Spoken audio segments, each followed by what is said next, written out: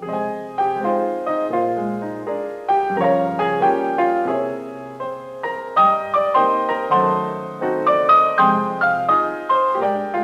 like to introduce you to a character you may or may not know.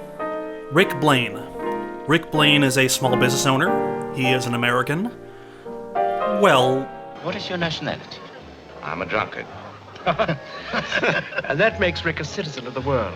And most importantly, Rick Blaine is ANTIFA. In so much as anyone can be ANTIFA. It's not like they have membership cards or anything. But he's still anti-fascist, right? He's surrounded by people from many different backgrounds, all of whom are victims of far-right violence, victims of fascism. Unless, of course, they're the ones doing the fascism. Like this. This is doing a fascism. No, not the shooting. The arrest. Yes, Ugarte likely killed those 2 German couriers, but the real crime, the one that sets the plot in motion, is that he intended to sell letters of transit to refugees. You object to the kind of business I do, huh? But think of all those poor refugees who must rot in this place if I didn't help them. Preventing someone from safely migrating from one country to another is a form of fascism, no? Strong enforcement of borders? So we're all clear on what fascism looks like in action. So Rick sees this, and he lets it happen. When they come to get me, Rick, I hope you'll be more of a help. I'd stick my neck out for nobody. Because for him, it's better to stay neutral than to pick a side.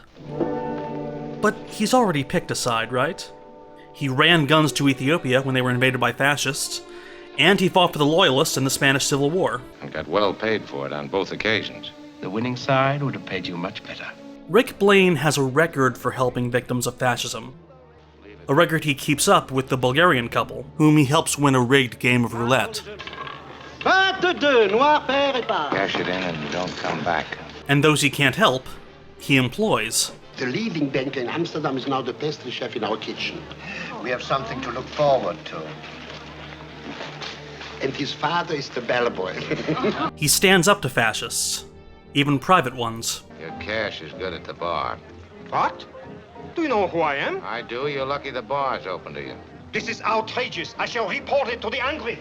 You know, Rick, watching you just now with the Deutsche Bank, one would think you've been doing this all your life. Now, what makes you think I haven't? Oh, nothing? And of course, he falls for a woman who hates fascism. So much that she married a man who's super Antifa. I just sometimes wonder if it's worth all this. I mean, what you're fighting for. We might as well question why we breathe. If we stop breathing, we'll die. If we stop fighting our enemies, the world will die. Really Antifa. Look at him, interrupting people's dinners. Play La Marseillaise. Play it. This is anti-fascism. It's violence in that it's actively preventing a person or persons from acting freely, but it's not physical violence. It's shouting down open fascist activity, a loud counter-protest, a way of saying, we are here, we will not be silenced. But aren't they shutting down free speech? Well, they're stopping the Germans from enjoying the chorus of Watch on the Rhine. And let's not forget how Major Strasser responds to the anti-fascist action. I advise that this place be shut up at once. But everybody's having such a good time. Yes, much too good a time. The place is to be closed. But I've no excuse to close it. Find one. He responds by shutting down the entire club on flimsy pretenses. How can you close me up? On what ground? I'm shocked to find that gambling is going on in here. You're winning, sir. Oh, thank you very much. Shutting down the right to all forms of speech, using the pretext of shutting down some forms. That's doing fascism. See, it's often more useful to look at actions rather than people. People may or may not be fascist. Easier to pinpoint when they are doing fascism. Same for when people end up doing anti-fascism. Rather than being a consistent ideology with tenets and goals beyond resistance, anti-fascism is a politics of autonomous community self-defense. And even though Rix keeps professing neutrality, his actions always lie on the side of self-defense.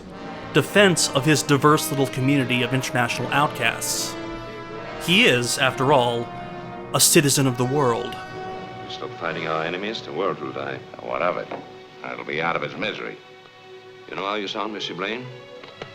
Like a man who's trying to convince himself of something he doesn't believe in his heart. Rick helps people escape fascism, escape from far-right violence. Worth noting that he does so by resorting to physical violence. Major Strasser was consistently doing fascism. All Strasser had to do to live was stop doing fascism, as Captain Renault does. Major Strasser has been shot.